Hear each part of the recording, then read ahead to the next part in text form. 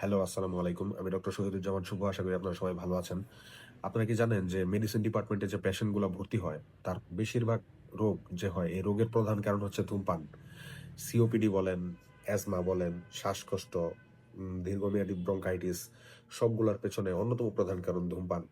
আপনি কার্ডিওলজি ডিপার্টমেন্টে যাবেন, হৃদরোগ বিভাগে যাবেন, সেখানেও দেখবেন হার্ট অ্যাটাক, স্ট্রোক, উচ্চ রক্তচাপ মেক্সিমাম পেশেন্ট ধূমপানের।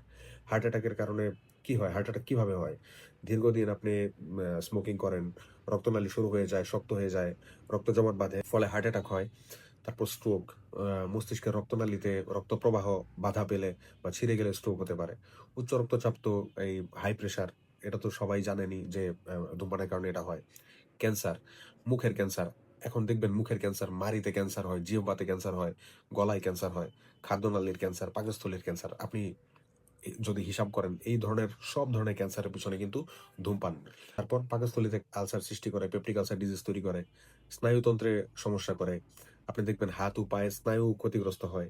টাইপ 2 ডায়াবেটিসের ক্ষেত্রে ওয়ান অফ দ্য প্রধান কারণ হচ্ছে এই ধূমপান। তারপর মহিলা এবং পুরুষ উভয়ের ক্ষেত্রে তো এই প্রজনন ক্ষমতা বা ফার্টিলিটি রেট কমায় দেয়। তাহলে সংক্ষেপে বলতে গেলে দেখা যায় ধূমপান এমন একটি অভ্যাস যা আপনার হৃৎপিণ্ডকে দুর্বল করে, আপনার শ্বাসরোধ করে, ক্যান্সার তৈরি করে, আপনার জীবনের প্রত্যেকটা মুহূর্তে আপনার গুণগত মান কমিয়ে ফেলে লাইফের। কোয়ালিটি অফ লাইফ যেটাকে আমরা বলি সেটা কমায় ফেলে। তো ধূমপান এটা নিয়ে কথা বলার আগে আমার একটা জিনিস অ্যাডমিট করতে হবে যে আমি নিজেও এই দীর্ঘদিন এই সমস্যাটার সাথে ফাইট করছি। বর্তমানে আমি এটা অনেকটা স্টপ করে ফেলছি। বাট এটা আসলে একটা রিকারিং প্রবলেম। আপনার সবসময় এটা ছাড়ার চেষ্টা করতে হবে।